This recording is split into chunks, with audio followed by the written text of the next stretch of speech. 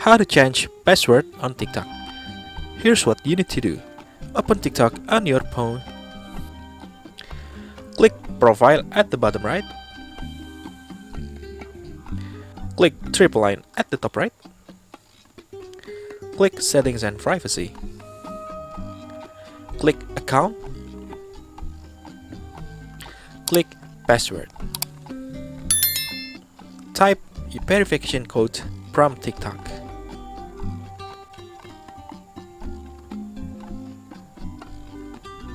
And enter your new password.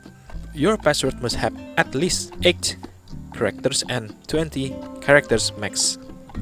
1 letter and 1 number, and 1 special character. Example, hashtag or question mark or anything else. So that's all the tutorial on how to change password on TikTok. Don't forget to like and share this video and subscribe to this channel. And see you in the next video.